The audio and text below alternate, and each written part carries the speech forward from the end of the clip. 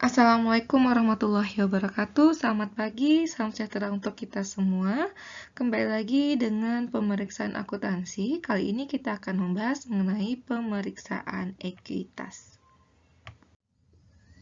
Adapun tujuan pembelajaran kita hari ini adalah yang pertama untuk mengetahui apa tujuan kita melakukan pemeriksaan terhadap ekuitas. Yang berikutnya untuk mengetahui bagaimana prosedur audit terhadap ekuitas tersebut. Oke. Sebelum kita masuk ke tujuan dan prosedur, kita lihat dulu apa itu ekuitas. Ekuitas menurut SAK Etap dijelaskan bahwa ekuitas itu merupakan sebagai bagian hak pemilik dalam entitas harus dilaporkan sedemikian rupa sehingga memberikan informasi mengenai sumbernya secara jelas dan disajikan sesuai dengan peraturan perundangan dan akte pendirian yang berlaku. Jadi kalau kita lihat menurut aturan SAK Etap ini, ekuitas ini harus menjelaskan informasi mengenai sumber modal tersebut yang kemudian kita sajikan sesuai dengan peraturan perundangan dan akte pendirian yang berlaku. Nah, ekuitas ini kan bahasa lainnya adalah modal atau permodalan. Ketika kita ingin mendirikan suatu perusahaan, maka harus ada modal dari usaha tersebut. Nah, kalau kita kaji lagi mengenai pengertian ekuitas ini dapat lagi dilihat dari dua segi. Nah, misalkan dari segi perusahaan, apa yang dikatakan modal itu merupakan kewajiban perusahaan kepada pemilik perusahaan. Jadi kalau kita lihat dari segi perusahaan, modal ini merupakan kewajiban terhadap pemilik perusahaan. Tetapi kalau kita lihat dari segi pemilik modal, modal ini merupakan bagian hak pemilik atas kekayaan bersih perusahaan. Nah, kekayaan bersih ini merupakan harta dikurangi dengan kewajiban. Itu yang dikatakan dengan kekayaan bersih atau yang dikatakan dengan aktiva bersih. Aktiva bersih itu adalah total aktiva dikurangi dengan kewajiban. Ya, oke. Sekarang kita lihat yang berikutnya. Sifat dan contoh permodalan. Dari segi perusahaan, jika ingin kita rinci bagaimana bentuk dari berbagai modal atau berbagai struktur modal atau sifat dari setiap perusahaan itu berbeda-beda ya. Nah, sekarang kita dapat klasifikasikan atau contohkan dari 4 contoh saja. Kalau mau dirinci lagi banyak, bisa kita contohkan dari perusahaan corporate dan perusahaan milik pribadi. Itu juga bisa kita contohkan bagaimana permodalannya. Tapi ini saya kasih contoh untuk yang sifatnya umum saja. Yang pertama itu adalah perusahaan perorangan. Nah, kalau perusahaan perorangan ini dari namanya saja sudah perorangan. Berarti modalnya itu terdiri atas modal pemilik tunggal. Ya, kan dia perusahaan perorangan, berarti yang punya hanya satu orang, berarti modalnya pun pemiliknya adalah tunggal, ya. Dimana nanti ketika ada laba yang diperoleh dalam satu periode atau nanti ada tambahan setoran modal, itu akan menambah saldo modal perusahaan tersebut. Begitu juga sebaliknya, jika terjadi kerugian, itu akan mengurangi saldo modal. Yang perlu ditekankan di sini kalau perusahaan perorangan berarti modal terdiri dari perorangan. Yang kedua, kita lihat itu adalah firma. Kalau kalian masih ingat materi di AKL 1 ya, kita bahas mengenai persekutuan, kemudian kita bahas mengenai firma, apa itu firma, apa itu persekutuan. Itu kan merupakan gabungan antara dua orang atau lebih di mana mereka membentuk satu perusahaan dengan tujuan tertentu. Nah, kalau dikatakan seperti itu, berarti dengan kata lain firma atau partnership ini modalnya terdiri atas modal lebih dari satu orang. Kenapa? Karena yang mendirikannya tidak satu orang, lebih dari 2 atau lebih ya. Karena firma ini berdiri 2 atau lebih, berarti modalnya pun terdiri dari modal masing-masing partnernya atau modal dari tergantung berapa orang pendiri perusahaan tersebut. Nah, kemudian modal masing-masing partner ini akan bertambah dengan adanya pembagian laba atau tambahan setoran modal dan akan berkurang ketika adanya kerugian dan pembagian dividen. Nah, berikutnya kita lihat koperasi. Koperasi sering kita dengar adalah bahwa ini adalah untuk kesejahteraan anggota. Biasanya koperasi kan seperti itu. Kalau kita lihat dari kata-kata yang kesejahteraan anggota atau dari anggota untuk anggota, berarti koperasi ini modalnya berasal dari simpanan para anggota, yaitu dari modal pokoknya itu berasal dari simpanan pokok. Ya, koperasi ini modalnya berasal dari simpanan pokok anggotanya yang tidak dapat dipindah tangankan, tetapi dapat diambil kembali jika salah satu anggota tersebut mengundurkan diri. Nah, untuk kekayaan bersih koperasi ini bisa berupa dari simpanan pokok, simpanan lain-lain, pinjaman-pinjaman, penyisian hasil usaha, cadangan, dan lain sebagainya. Nah, yang berikutnya itu adalah perseroan terbatas. Nah, khusus untuk perseroan terbatas ini dapat kita bagi atas dua, yaitu yang pertama, ekuitas menurut akte pendirian yang telah disahkan Menteri Kehakiman dan HAM. Yang kedua, ekuitas yang berasal dari sumbangan bisa dilaporkan sebagai bagian dari tambahan ekuitas di setor. Ya, jadi khusus untuk perusahaan terbatas ini, modalnya itu dikelompokkan menjadi dua. Yang pertama, menurut akte pendiriannya. Kalau menurut akte pendiriannya itu ada ekuitas dasar atau bahasa lainnya adalah modal dasar. Yang kedua itu ada ekuitas ditempatkan. Dan yang ketiga adalah ekuitas disetor atau modal disetor. Ini modal berdasarkan akte pendirian, karena pada akte pendirian ini dijelaskan bahwa struktur modalnya bagaimana, sumber modalnya bagaimana. Nah, yang ada di akte pendirian hanya ada 3 ini saja, yaitu modal dasar, modal ditempatkan, dan modal disetor. Berikutnya, selain dari yang ada di akte pendirian ini, modal itu juga bisa berasal dari sumbangan atau bisa dilaporkan sebagai bagian dari tambahan ekuitas disetor. Adapun beberapa contohnya, yang pertama itu adalah treasury stock atau biasanya itu dikenal dengan kepemilikan kembali saham perusahaan yang sudah beredar, atau bahasa lainnya saham perusahaan yang sudah beredar lalu dibeli kembali oleh perusahaan. Itu yang dikatakan dengan treasury stock. Kemudian itu adalah premium agio atau diskon atau lebih dikenal lagi dengan disagio dari penjualan saham, baik saham biasa maupun saham preferen. Kemudian itu ada selisih kurs atas ekuitas disetor. Ya. Berikutnya itu adalah selisih penilaian kembali aktiva tetap.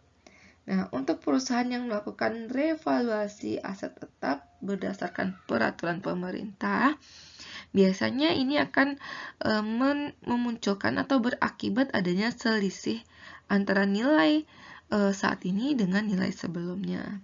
Nah, itu juga dapat dikatakan sebagai tambahan dari ekuitas. Yang terakhir itu adalah retained earning, yaitu laba ditahan atau sisa laba tahun lalu. Atau defisit atau akumulasi atau loss, yaitu sisa rugi tahun lalu. Ya. Oke, kita lanjut. Apa saja hal yang harus kita perhatikan ketika kita melakukan pemeriksaan atas ekuitas ini? Yang pertama, itu kita lihat akte pendiriannya. Ya. Yang harus kita perhatikan, kita lihat yang pertama itu ada akte pendiriannya. Jika akte pendiriannya itu belum mendapat pengesahan dari Menteri Kehakiman, maka menurut Undang-Undang Perseroan Terbatas, transaksi hukum perusahaan belum dianggap sah. Ya, saya ulangi, hal yang harus diperhatikan yang pertama kita lihat akte pendiriannya. Sudah disahkan oleh Menkumham atau belum? Kalau belum disahkan, berarti belum dianggap dia sah. Oke. Yang kedua, modal di-store dan modal ditempatkan. Kita lihat apakah modal di-store dan modal ditempatkan itu tidak melebihi modal dasar.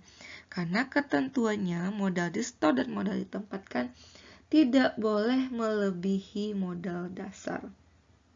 Nah, jika modal di-store itu melebihi modal dasar, maka harus dilakukan perubahan akte pendirian yang harus disahkan oleh Menteri Kehakiman. Ya. Selama perubahan akte belum disahkan, maka kelebihan modal di-store atas modal dasar dilaporkan sebagai hutang pemegang saham. Jadi harus diingat ya, modal di-store dan modal ditempatkan tidak boleh melebihi dari modal dasar. Dan jika melebihi harus dirubah lagi akte pendiriannya. Yang ketiga, kita lihat modal yang tercantum di neraca merupakan modal di-store. Jadi, kita perhatikan, kita lihat berapa nilai modal yang ada pada neraca, samakah dengan modal di-store.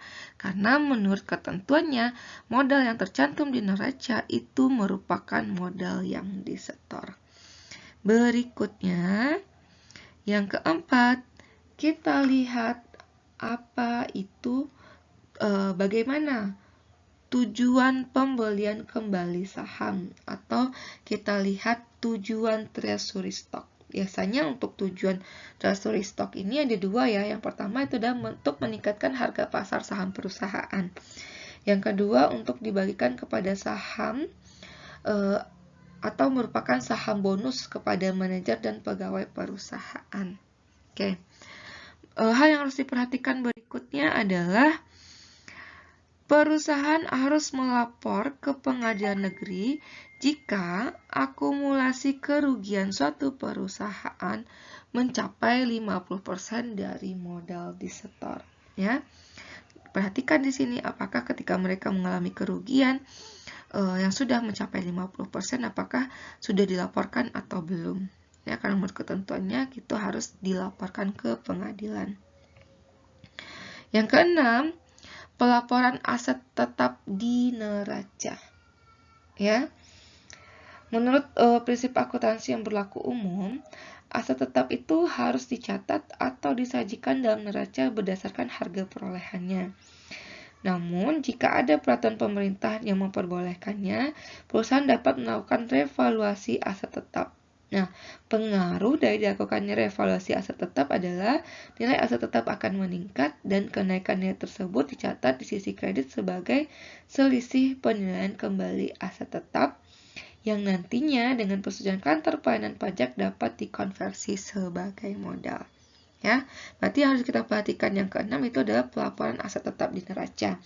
Apakah ada penilaian ulang kembali terhadap aset tetap ini yang menimbulkan selisih yang nantinya dapat berdampak ke modal kita. Itu juga harus diperhatikan. Yang berikutnya, yang ketujuh, adjustment ke retained earning hanya diperbolehkan jika menyangkut laba tahun lalu yang jumlahnya material atau pembayaran pajak yang berasal dari STP atau SKP.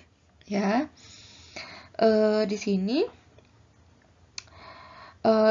adjustment retained earning-nya hanya diperbolehkan jika menyangkut rugi laba tahun lalu ya, dan jika jumlahnya itu material. Jika tidak material, itu tidak dilakukan adjustment ya. Oke, untuk STP ini tahu kepanjangannya, yaitu surat tagihan pajak. Kemudian SKP ini merupakan surat ketetapan pajak ya. Jika pembayarannya ini menyangkut dengan STP dan SKP, ini harus di adjustment. Oke, berikutnya itu adalah setoran saham dalam bentuk barang harus menggunakan nilai wajar aset. Nah, dalam kita menggunakan atau melaporkan, dalam kita menyetorkan saham berupa barang, yang kita gunakan itu adalah nilai wajar, bukan nilai buku, ya. Atau dengan bahasa lainnya itu adalah nilai appraisal yang disetujui Dewan Komisaris untuk perusahaan Persero yang sahamnya terdaftar di Bursa Efek, atau nilai yang disepakati oleh Dewan Komisaris dan penyetoran bentuk barang, ya. Jadi kita tekankan lagi, setoran saham dalam bentuk barang itu menggunakan nilai wajar. Yang terakhir yang harus kita perhatikan adalah waktu yang dibutuhkan, ya. Waktu yang dibutuhkan dalam pemeriksaan permodalan ini biasanya tidak banyak, ya. Kecuali jika perusahaan tersebut banyak membuat koreksi atas laba ditahan. Kemudian sehingga auditor harus memeriksa koreksi tersebut secara rinci. Atau perusahaan tersebut dalam proses go public, ya. Itu akan memakan waktu yang lama. Tapi biasanya kan transaksi ekuitas ini nggak banyak, ya, tidak seperti transaksi penjualan. Jadi waktu yang dibutuhkan itu cenderung singkat. Tetapi bisa jadi panjang jika terdapat banyak koreksi terhadap akun retained earning atau laba ditahan dan perusahaan itu dalam proses go public. Oke, bisa dipahami, ya. Jadi ada 9 item yang harus kita perhatikan ketika kita melakukan pemeriksaan terhadap ekuitas. Oke. Berikutnya kita lihat apa tujuan dari pemeriksaan terhadap ekuitas ini. Yang pertama itu adalah internal control-nya. Kita lihat bagaimana sih internal control terhadap ekuitas ini. Apakah baikkah internal control-nya atau tidak. Nah, ada beberapa ciri-ciri internal control yang baik terhadap permodalan, di mana yang pertama setiap terjadi perubahan modal itu harus ada otorisasinya atau diketahui oleh pihak yang berkepentingan. Kemudian pembagian dan pembayaran dividen itu juga harus diketahui oleh pihak manajemennya atau pihak yang memiliki wewenang. Lalu adanya biro administrasi efek atau stock transfer agent untuk mengurus pengadministrasian saham dan pembayaran dividen. Kemudian setiap perubahan itu juga harus ada otorisasinya. Nah, kalau kita pengen tahu internal control ini berjalan baik atau tidaknya, itu dapat kita gunakan yang namanya internal control questionnaire, atau kita bertanya kepada pihak manajemen. Kita tanyakan, apakah ketika terjadi perubahan modal itu diketahui nggak oleh pemilik atau oleh manajemen? Kalau jawabannya tidak, berarti indikasinya internal kontrolnya tidak baik. Jadi untuk kita mengetahui internal kontrolnya baik atau tidak, kita dapat mengajukan pertanyaan kepada pihak manajemen. Oke, berikutnya tujuannya adalah untuk melihat struktur permodalannya sudah sesuai atau tidak, ya. Kita periksa apakah struktur permodalan yang tercantum di neraca sesuai dengan yang tercantum di akte pendirian, ya. Berarti kita lihat tujuan kita melakukan pemeriksaan adalah kesesuaian antara modal yang di neraca dengan yang di akte pendirian. Yang ketiga, tujuan pemeriksaannya sudah memiliki izin atau belum. Nah, perusahaannya sudah memiliki izin atau belum. Maksudnya bahwa maksudnya adalah bahwa apakah izin-izin yang diperlukan dari pemerintah yang menyangkut permodalan, misalkan itu dari Departemen Kehakiman, dari BKPM, BKPMD, Bapepam, KPPA, dan SK Presiden itu telah dimiliki oleh perusahaan. Jadi legal perusahaan tersebut, ya. Kita lihat sudah ada izinnya atau belum. Berikutnya itu adalah untuk memeriksa apakah perubahan ekuitas itu memiliki otorisasi, ya. Seperti yang saya katakan tadi, banyak hal yang harus kita perhatikan ketika melakukan pemeriksaan terhadap ekuitas. Salah satunya dalam hal perubahan ekuitas itu harus memiliki otorisasi. Oke. Yang kelima, untuk memeriksa apakah perubahan retained earning ini didukung dengan bukti. Ya, apakah setiap perubahan, baik itu dia retained earning atau akumulasi rugi, itu ada bukti yang sah. Jika tidak ada buktinya, berarti ini dilakukan untuk diyakini. Oke. Berikutnya, tujuan pemeriksaan kita adalah untuk melihat bagaimana penyajian ekuitas di laporan itu sudah sesuai dengan standar akuntansi yang berlaku atau belum. Ya, untuk ekuitas ini ada 6 tujuan kita melakukan pemeriksaan atas ekuitas tersebut. Oke, selanjutnya kita lihat bagaimana prosedur audit terhadap ekuitas itu sendiri. Yang pertama itu adalah pelajari dan evaluasi internal control. Ya, kita pelajari, kita evaluasi internal control atas permodalan dan transaksi jual beli saham, pembagian dan pembayaran dividen dan sertifikat saham. Tujuannya apa? Yaitu untuk mempelajari dan mengevaluasi internal control atas ekuitas. Kita gunakan yang namanya internal control questionnaire atau penjelasan naratif terhadap internal control tersebut. Prosedur yang kedua, kita minta salinan dari akte pendirian, SK pengesahan Menteri Hukum dan HAM, SK Presiden jika ada, untuk disimpan dalam permanent file. Selain untuk disimpan dalam permanent file, ini menyangkut lagi ke prosedur yang ketiga, yaitu akan dilakukannya pencocokan data yang ada pada akte pendirian dengan yang tercantum pada laporan keuangan. Yang keempat, kita periksa bukti setoran dan bukti pembukuan lainnya. Ya.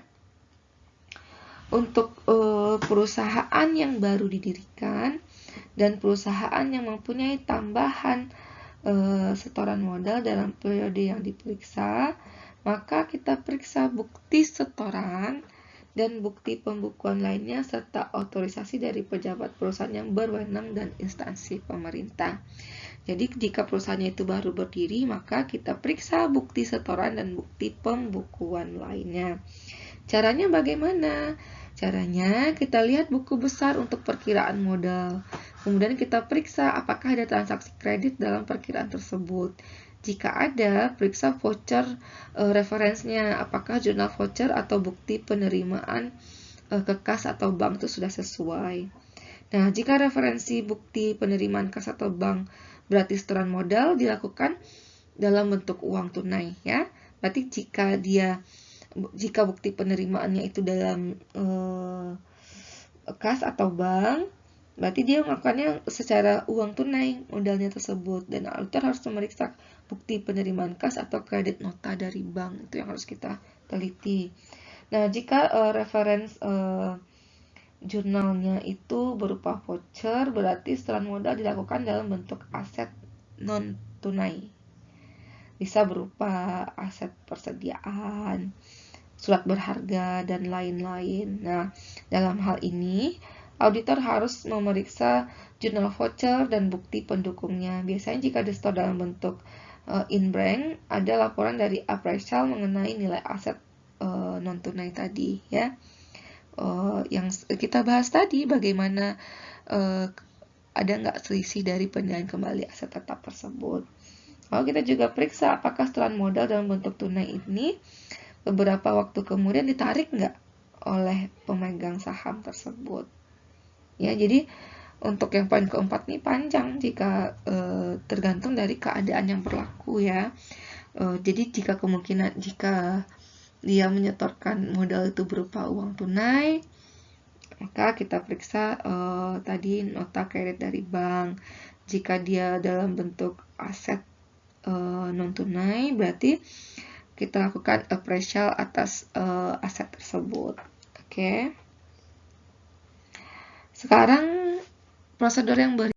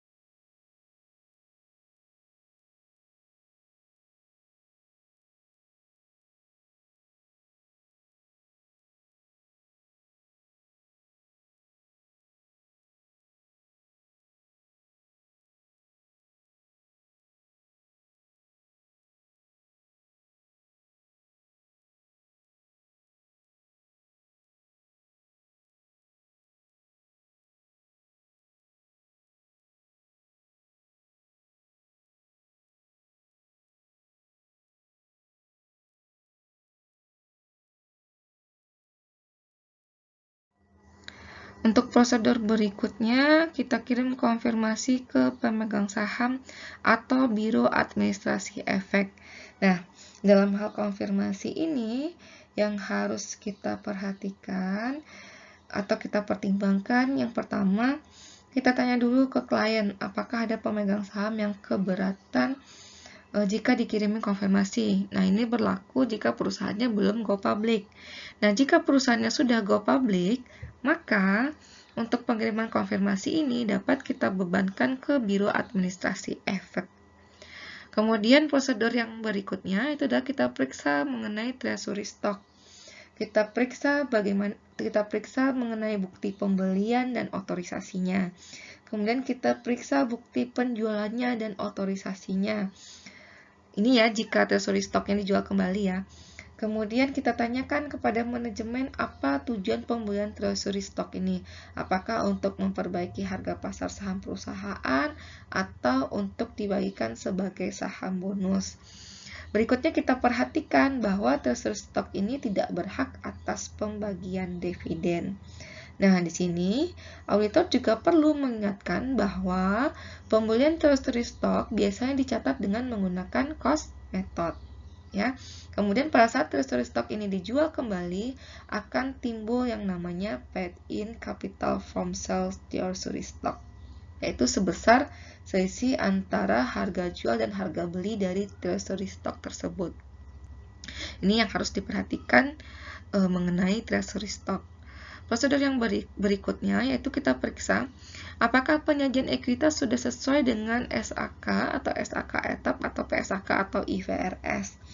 Di sini kita perlu memastikan apakah penyajian poin modalan di laporan posisi keuangan atau yang ditampilkan di neraca dan catatan atas laporan keuangan sudah sesuai dengan standar yang berlaku. Oke.